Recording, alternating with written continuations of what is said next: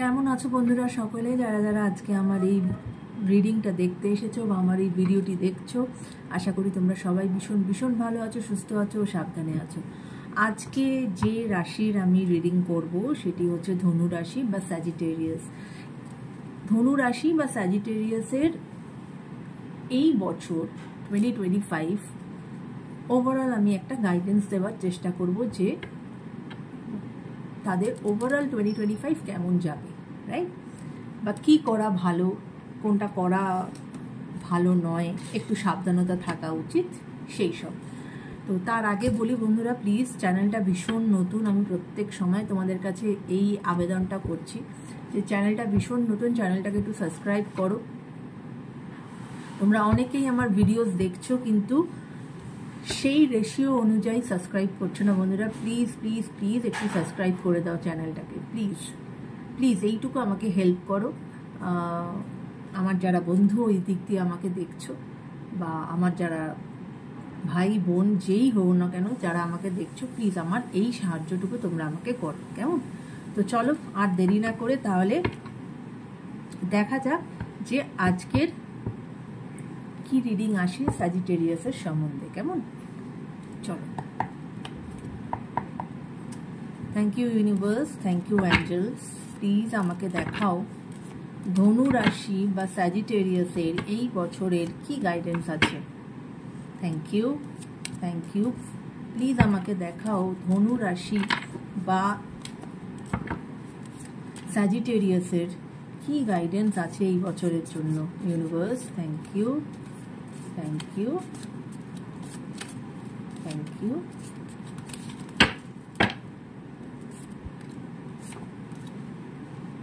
Thank you universe.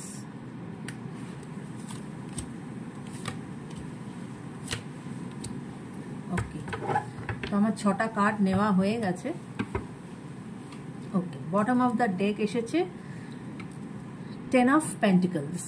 অবশ্যই খুব ভালো কার্ড।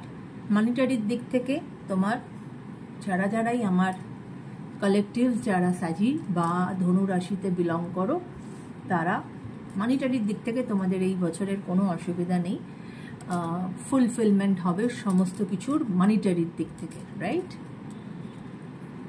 এবার চলো দেখি কি কি কার্ড এসেছে। হ্যাঁ,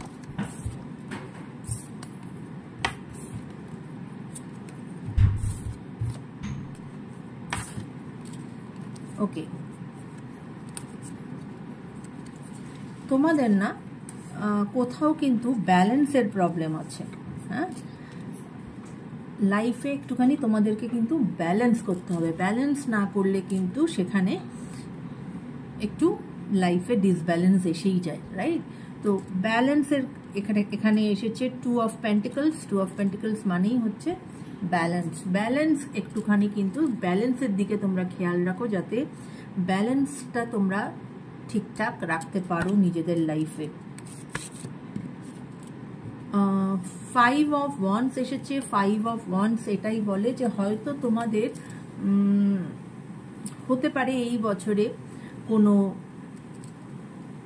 ফ্যামিলি মেম্বার্স বলো, বা তোমার লাভ লাইফে বলো, বা তোমার বন্ধু বান্ধবদের মধ্যে বলো, যাই বলো না কেন, হয়তো কোনো রকম কোনো কনফ্লিক্ট বা কোনো মতবিরোধ আসলেও আসতে পারে, কিন্তু সেটা এমন পর্যায়ে যাবে না যেখানে কিনা তোমাদের একদম মানে সেই মুখ দেখা দেখি নেই, ওই রকম ব্যাপার কিছু নয়, কিন্তু একটা কনফ্লিক্ট বা মতবিরোধ দেখা যাচ্ছে যে আসলেও আসতে পারে, কেমন?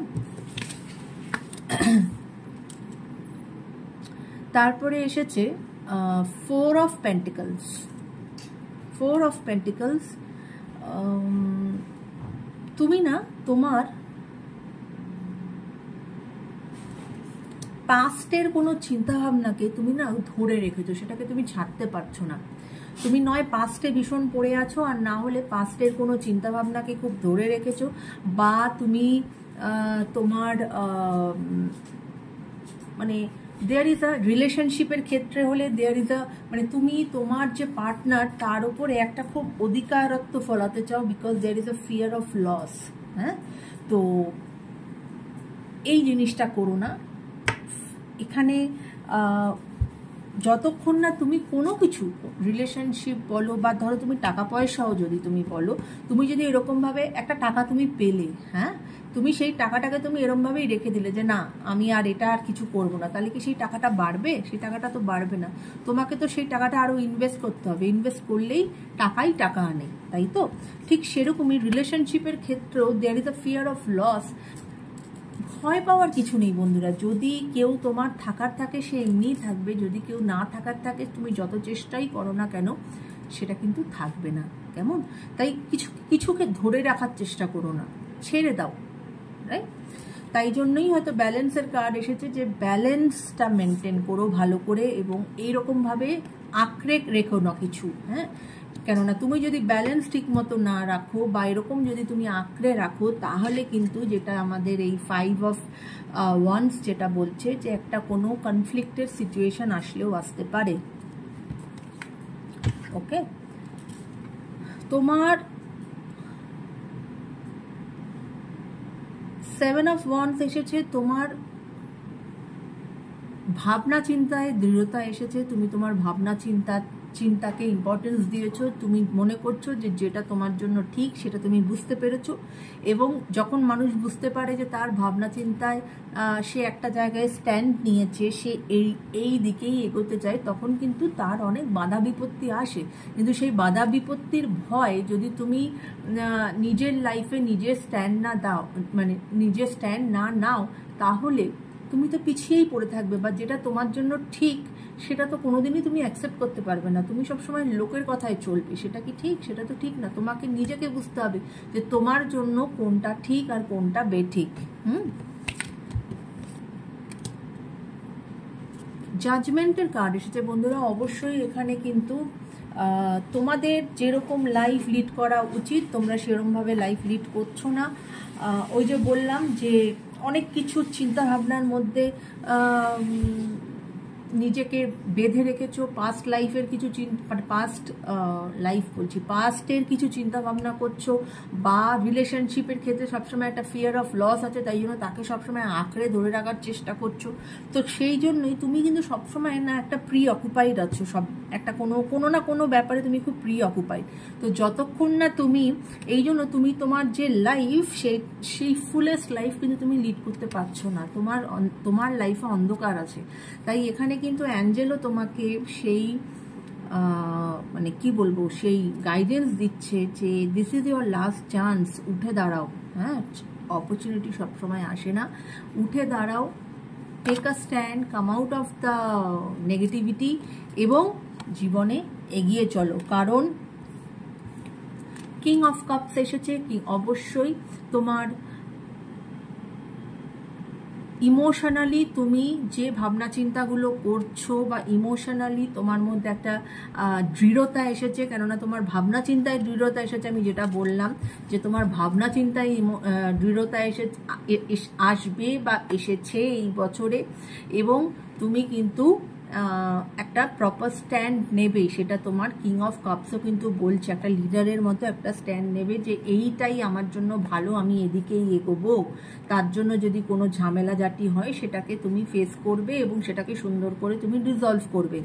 এই জন্যই জাজমেন্টের কার্ড এসেছে যে এই অপরচুনিটিটা কিন্তু সবসময় আসে না, অপরচুনিটিটাকে নাও এবং সেটার থেকে বেরিয়ে এসো। হ্যাঁ, এবং আরেকটা যেটা কার্ড এসেছে 10 অফ ওয়ান্স। 10 অফ ওয়ান্স এটাই বলে যে তুমি না ভীষণ রকমভাবে হয়তো ওভারবার্ডেন হয়ে আছো, নয় তুমি তোমার থিঙ্কিংয়ে ওভারবার্ডেন হয়ে আছো, নয় তুমি তোমার কাজের ব্যাপারে ভীষণ ওভারবার্ডেন হয়ে আছো। এতটাই ওভারবার্ডেন হয়ে আছো যে তোমার মাথা নুয়ে গেছে, মানে তুমি কারোকে না করতে জানো না, বা তুমি যেটা বলছে সেটাতেই হ্যাঁ করো। হ্যাঁ, এবং সেই রেসপন্সিবিলিটিটা তুমি এত বেশি রেসপন্সিবিলিটি নিয়ে নিয়েছো যে যেখানে তুমি মানে এতটাই মাথা নত করে ফেলেছো কাজের প্রেশারে বা চিন্তার প্রেশারে যে সামনে কি সেটাই তুমি দেখতে পাচ্ছ না। তো মানুষ যদি তার সামনেটা না দেখতে পারে, তার পথটা যদি ক্লিয়ার না থাকে, তাহলে সে এগোবে কি করে? তাই এইখানেই হচ্ছে যে বেরিয়ে এসো, this is your last chance, বেরিয়ে এসো, এত বার্ডেন নিও না, নয় কাজকে ডিস্ট্রিবিউট করে দাও, চিন্তা ভাবনাকে কমাও, তোমার নেগেটিভ থটস থেকে বেরিয়ে এসো এবং প্রপার তুমি স্ট্যান্ড নাও। হ্যাঁ, প্রপার তুমি স্ট্যান্ড নাও এবং ব্যালেন্স আনো লাইফে, এবং কোনো কিছুকে ধরে আঁকড়ে রাখার চেষ্টা করো না। টাকা পয়সার ক্ষেত্রেই বলো আর রিলেশনশিপ ক্ষেত্রেই বলো, সব কিছুকেই কিন্তু ছেড়ে দিতে হয়। ছেড়ে দিলেই যদি সে ব্যাক করার থাকে সে ব্যাক করে আসে সেটা, আর যেটা হওয়ার সেটাই হয়। এবং তুমি যদি এই জিনিসগুলো করো সেক্ষেত্রে এই যে last bottom of the day এটা এসেছিল 10 অফ পেন্টিকলস, যে তোমার লাইফে ফ্লারিশমেন্ট আসবে। সেটা হতে পারে মানিটারির দিক থেকে, সেটা হতে পারে তোমার রিলেশনের দিক থেকে। কেমন বন্ধুরা? তো আজকে এটাই ছিল আমার স্যাজিটেরিয়াস বা ধনুরাশির সম্বন্ধে কিছু guidance. Take care guys, bye by.